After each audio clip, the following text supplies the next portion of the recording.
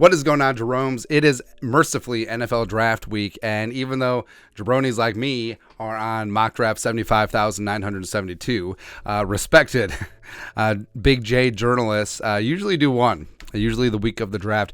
Enter Peter King, legend, luminary, all that stuff, the Football Morning in America over at PFT.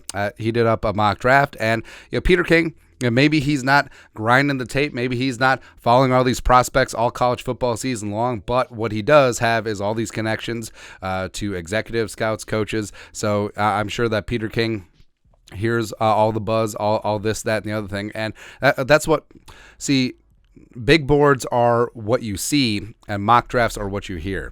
Nailed it. So Peter King, I always love his insights. He did up a first-round mock draft, and the Vikings land Anthony Richardson out of Florida. I would love it.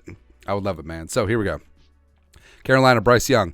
It seems like a lock at this point. I don't think there's trades in this one. 2, Tyree. So a handful of mocks have Tyree going ahead of Will Anderson, betting on potential. I think I would just take the safe route and take Will Anderson, who's already finished product. But I sort of get it with Tyree, but also I don't get it at all. 3, there are trades. Tennessee moves up with Arizona, taking C.J. Stroud, QB2 off the board. I feel like the leaking of the S2 scores is just a cover. It's just a bloof. Who knows? 4, Colts take Will Levis. So they take Levis ahead of Anthony Richardson. And for me, even though I do like Levis, I think Richardson's ceiling is unlimited. If I was Indy, I would have gone Richardson, but if they're enamored with Levis, sure. Maybe they're just like, he looks good in white and blue. Maybe. 5, Seattle, taking Jalen Carter. I don't think he's going to fall as far as people think in this draft. So they're fortifying that front 7. 6, the Lions take Will Anderson. That's a no-brainer. I mean, Will Anderson and Hutchinson, what the hell, man? What the hell? Also throwing Houston in there. It's ridiculous. 7, so the Raiders obviously could use Anthony Richardson. Jimmy G is not the long-term future, but Witherspoon, I think, is cornerback 1 in this class, and they land him at 7. That's really smart. 8, Atlanta. So I like Desmond Ridder. I love Anthony Richardson. So I would have gone Richardson in this spot, but going Bajan here, Arthur Smith and the Falcons that want to run the ball, and you put Bajan with Tyler Algier, who ran for 1,000 yards as a rookie, who was more of a power back, Bajan more of a do-it-all guy, and then also you throw Cordero in that mix. Whew, baby. 9, Chicago, taking Paris Johnson Jr. Now, I actually do like Paris over Skoronski for the Bears specifically, because I think they need a tackle, and I think Skoronski is probably going to kick inside in the league. So Paris Johnson, I mean, just put him out at tackle, keep Tevin Jenkins inside. It's actually not bad.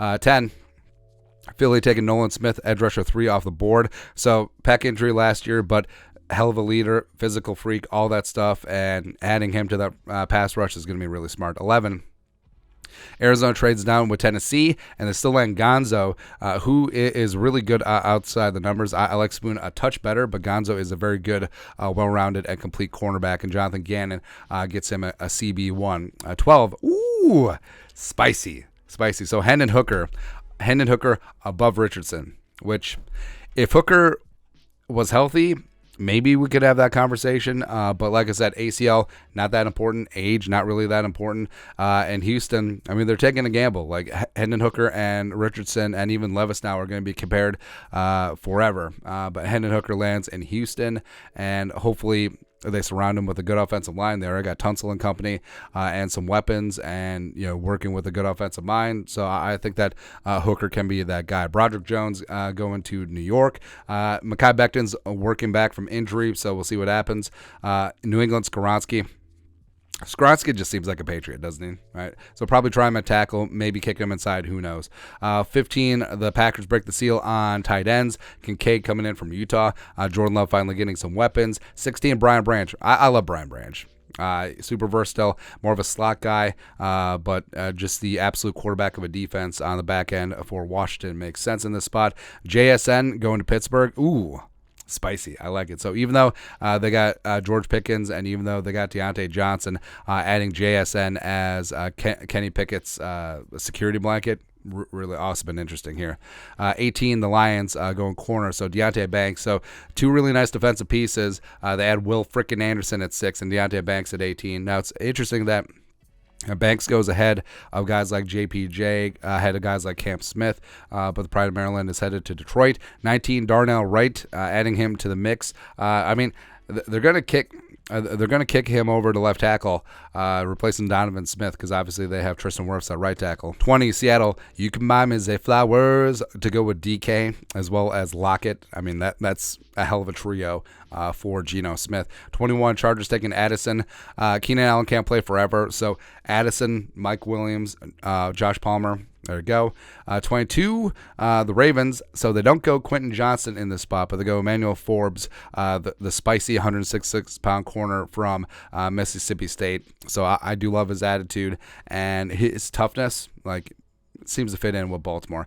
23, so the Vikings. I mean, this is a given.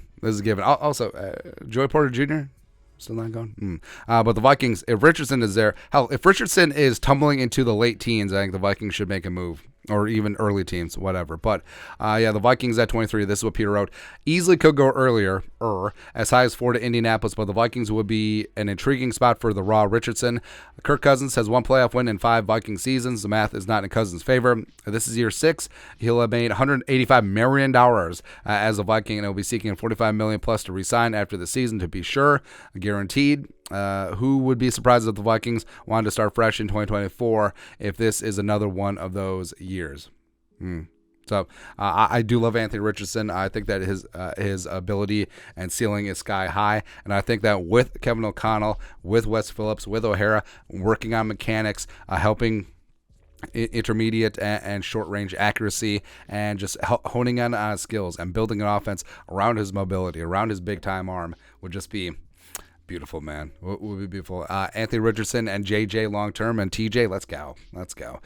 Rest of it, Van Ness, Jaguars, Michael Myers going to the Giants. JPJ finally gets off the board at Dallas. He goes and pairs up with Diggs, which that's a hell of a cornerback duo, man. Josh Downs goes to Buffalo.